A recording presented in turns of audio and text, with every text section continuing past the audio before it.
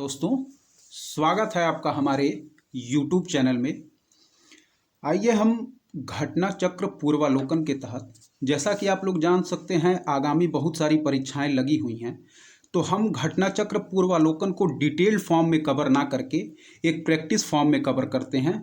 तो इससे हमको आगामी आने वाली जो परीक्षाएं हैं उसमें काफ़ी आसानी होगी। एक प्रैक्टिस फॉर्म में हम सारे प्रश्न देखेंगे, डिटेल्ड हम इसकी व्याख्या नहीं देखेंगे। ठीक है, आइए हम लोग देखते हैं क्या है। पहला प्रश्न क्या कह रहा है? प्रश्न कोश है कि निम्नलिखित कथनों पर विचार कीजिए। ठीक है, क्या कह रहा है? निम्नलिखित कथनों पर विचार कीजिए। पहला कथन है, रॉबर्ट क्लाइव बंगाल के प्रथम गवर्नर जनरल थे। ठीक है, और दूसरा कथन क्या कह रहा है? विलियम बेंटिक भारत के प्रथम गवर्नर जनरल थे। ठीक है, तो जैसा कि आप लोग जान सकते हैं कि रॉबर्ट क्लाइव बंगाल के प्रथम गवर्नर थे, गवर्नर जनरल नहीं थे। ठीक है, और दूसरा क्या कह रहा है कि विलियम बेंटिक भारत के प्रथम गवर्नर जनरल थे। तो इस तरह इसमें जो सही उत्तर हो जाएगा वह केवल 2 है। पहला कथन हमारा गलत है। ठीक है, आंसर हो जाएगा बी। ठीक है, अगला प्रश्न हम लोग देखेंगे क्या कह रहा है। अगला प्रश्न हम लोग देखेंगे, ये कह रहा है कि भारत के प्रथम गवर्नर जनरल थे। जैसा हम लोग पहले देख चुके हैं पहले वाले प्रश्न में, ये प्रश्न देखिए स्टार है, इसका मतलब सही उत्तर नहीं, ये विवादित प्रश्न है। इसमें देखिए क्या कहा गया है। ऑप्शन ए है रॉबर्ट क्लाइव, ऑप्शन बी है वॉरेन हेस्टिंग्स, ऑप्शन सी है लॉर्ड मेयो, ऑप्शन डी है लॉर्ड वेलेजली। ठीक है, लेकिन भारत के हम लोग प्रथम गवर्नर जनरल कौन थे? लॉर्ड विलियम बेंटिक थे। तो ऑप्शंस में कोई भी नहीं है, इसमें ऑप्शन लॉर्ड विलियम बेंटिक नहीं दिया गया है, इसलिए यह प्रश्न विवादित है। ठीक है, इसका आंसर हो जाएगा लॉर्ड विलियम बेंटिक। ठीक है, अगला प्रश्न हम लोग देखेंगे क्या कह रहा है कि भारत का प्रथम गवर्नर जनरल कौन था। ठीक है, भारत का प्रथम गवर्नर जनरल कौन था? आंसर ए है, ऑप्शन ए है लॉर्ड मेयो, ऑप्शन बी है लॉर्ड लिटन, ऑप्शन सी है लॉर्ड कैनिंग, ऑप्शन डी है लॉर्ड डफरिन, और ऑप्शन ई है उपर्युक्त में से कोई नहीं, उपर्युक्त में से एक से अधिक। तो हम लोग जैसा कि जान रहे हैं भारत का प्रथम गवर्नर जनरल कौन था? Lord William Bentinck. ऊपर के ऑप्शनों में कोई भी ऑप्शन नहीं है, इसलिए इसका आंसर हो जाएगा ऑप्शन ई। ठीक है, चलिए बढ़ते हैं हम लोग अगले प्रश्न की तरफ। क्या कह रहा है कि निम्नलिखित घटनाओं पर विचार कीजिए। ठीक है, निम्नलिखित घटनाओं पर विचार कीजिए। निम्नलिखित घटनाओं पर विचार कीजिए। आइए हम लोग देखते हैं। ठीक है दोस्तों, तो हम लोग देखते हैं जो हमारा चौथा क्वेश्चन था, ये कह रहा है कि निम्नलिखित घटनाओं पर विचार करिए। कालानुक्रम हमें सजाना है इसका। ये देखते हैं, क्लाइव का पुनः भारत आगमन पहला है, दूसरा है इलाहाबाद की संधि, तीसरा है बक्सर का युद्ध, चौथा है वॉरेन हेस्टिंग्स का भारत का गवर्नर बनना।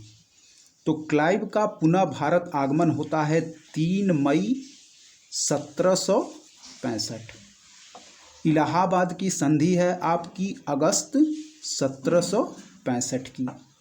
बक्सर का युद्ध है आपका 22 अक्टूबर 1764 का, और वॉरेन हेस्टिंग्स का भारत का गवर्नर बनना 1772 का। तो हम लोग देखा जाए तो सबसे पहले जो होगा वो होगा वॉरेन हेस्टिंग्स का भारत का गवर्नर बनना, मतलब 4 नंबर जो होगा ये पहले होगा। ठीक है, दूसरा है हम लोग का, ये होगा क्लाइव का पुनः भारत आगमन, जो कि है पहला नंबर। ठीक है, 3 मई 1765। फिर होगा हम लोग का दूसरा इलाहाबाद की संधि, जो कि है अगस्त 1765 की, और लास्ट होगा हम लोग का बक्सर का युद्ध, जो कि है 22 अक्टूबर 1764 को। तो हम लोग का आंसर होगा ऑप्शन, हम लोग देखते हैं ऑप्शन, चलिए हम लोग देखते हैं। ठीक है, ठीक है दोस्तों, आइए हम लोग देखते हैं। तो हम लोग क्वेश्चन देख चुके थे पिछला, इसका आंसर जो होगा वो है 4, 1, 2 और 3। इसका आंसर जो होगा वो है 4, 1, 2 और 3, लेकिन ये ऑप्शन में कहीं 4, 1, 2 और 3 नहीं दिया गया है, इसलिए ये प्रश्न क्या है, विवादित है, स्टार्ड है। ठीक है, इसका सही आंसर, आइए हम लोग एक बार देख लेते हैं उन घटनाओं को। बक्सर का युद्ध जो हुआ था ये हुआ था आपका 22 अक्टूबर 1764 में। क्लाइव का पुनः भारत आगमन हुआ था 3 मई 1765 में। ठीक है,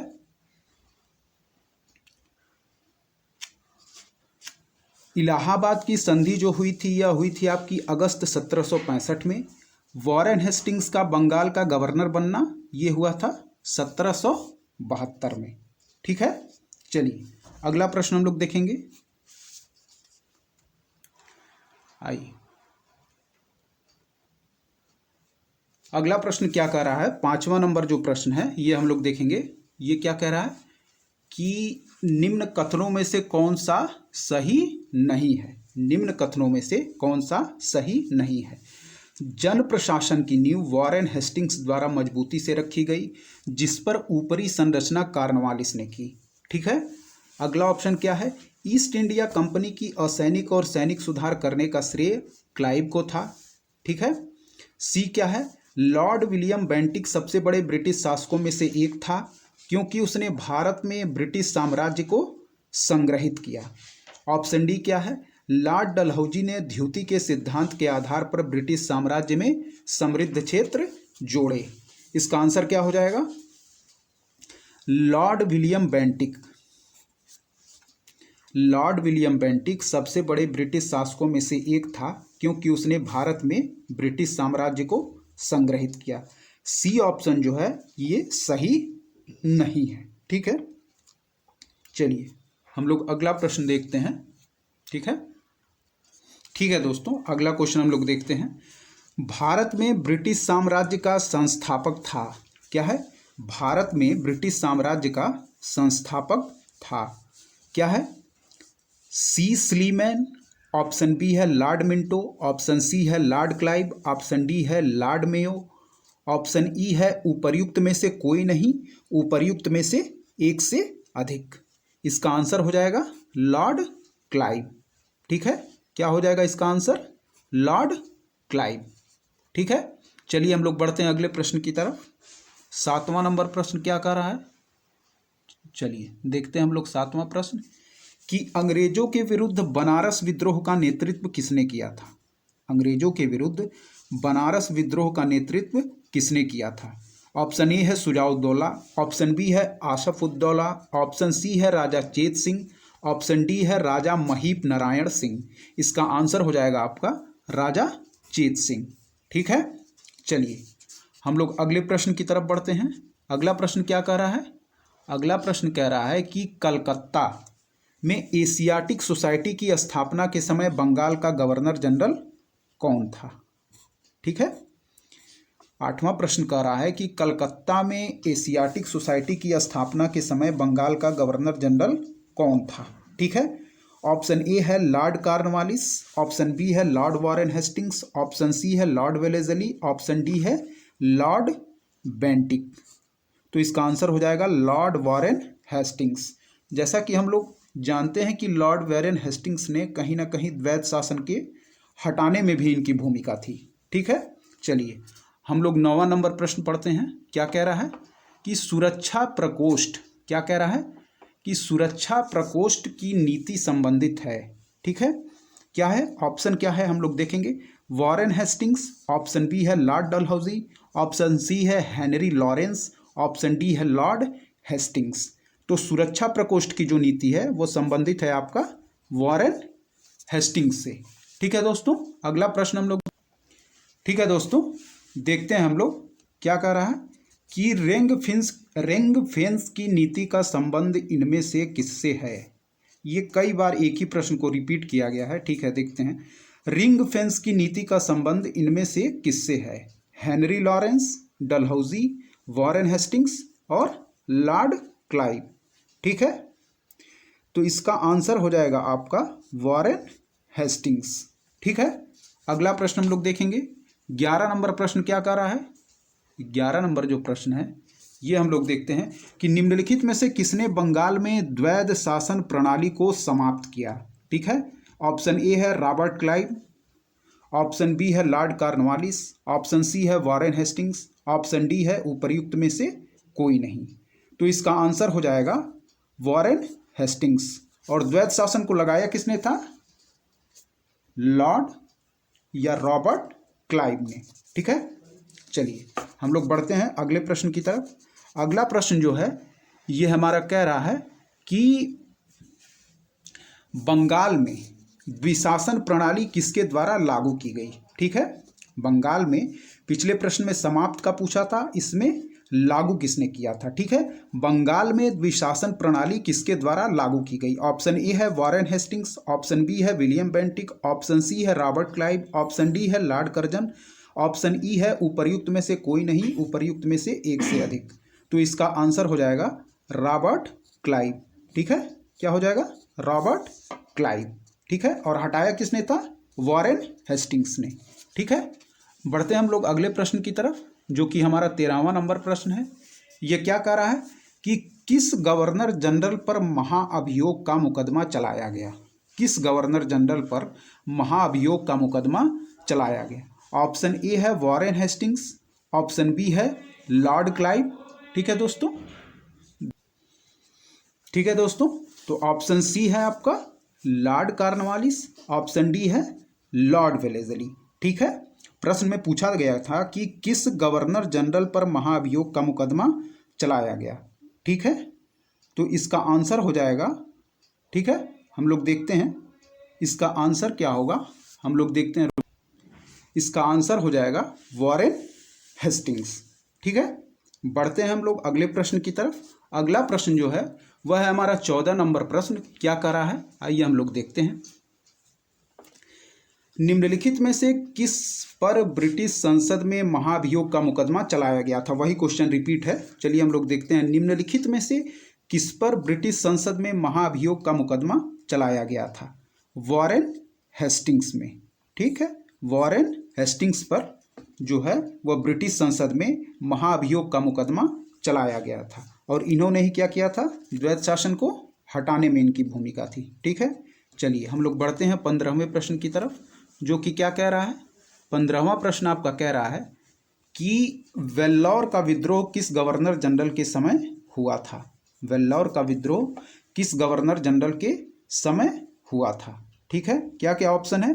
ऑप्शन ए है वेलेस्ली, ऑप्शन बी है लॉर्ड मिंटो, ऑप्शन सी है लॉर्ड कॉर्नवालिस, ऑप्शन डी है सर जॉर्ज बार्लो और ऑप्शन ई है इनमें से कोई नहीं।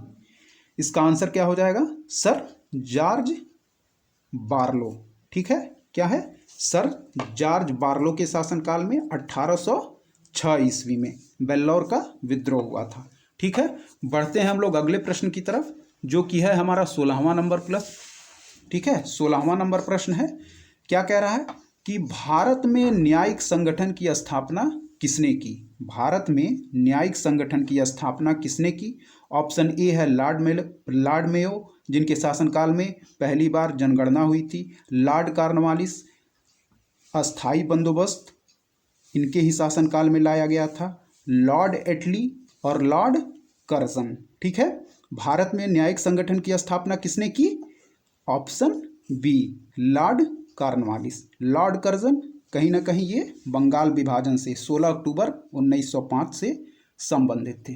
ठीक है, चलिए दोस्तों बढ़ते हैं हम लोग अगले प्रश्न की तरफ। 17वां नंबर क्वेश्चन है, निम्नलिखित में से किस गवर्नर जनरल ने भारत की प्रंसविदाबद्ध सिविल सेवा covenanted civil service of India का सृजन किया जो कालांतर में भारतीय सिविल सेवा के नाम से जानी गई। ठीक है, निम्नलिखित में से किस गवर्नर जनरल ने भारत की प्रंसविदाबद्ध सिविल सेवा covenanted civil service of India का सृजन किया जो कालांतर में भारतीय सिविल सेवा के नाम से जानी गई। इसका आंसर हो जाएगा कॉर्नवालिस। ठीक है, अगला प्रश्न हम लोग देखते हैं। अगला प्रश्न क्या कह रहा है कि भारतीय, क्या कह रहा है हम लोग देखेंगे। भारतीय लोक सेवा का प्रवर्तन किया था।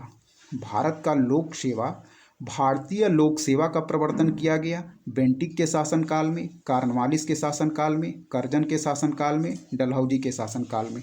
ठीक है, इसका आंसर हो जाएगा कॉर्नवालिस के शासनकाल में। ठीक है, बेंटिक जो कि हमारे भारत के प्रथम गवर्नर जनरल, कॉर्नवालिस अस्थाई बंदोबस्त इनके ही शासनकाल में लाया गया था, कर्जन जो कि हम लोग जानते हैं बंगाल विभाजन से संबंधित हैं, डलहौजी जो कि हम लोग जानते हैं हड़प की नीति से संबंधित हैं। ठीक है, तो इसका आंसर हो जाएगा कॉर्नवालिस के शासनकाल में। ठीक है, अगला प्रश्न क्या कह रहा है हम लोग देखते हैं।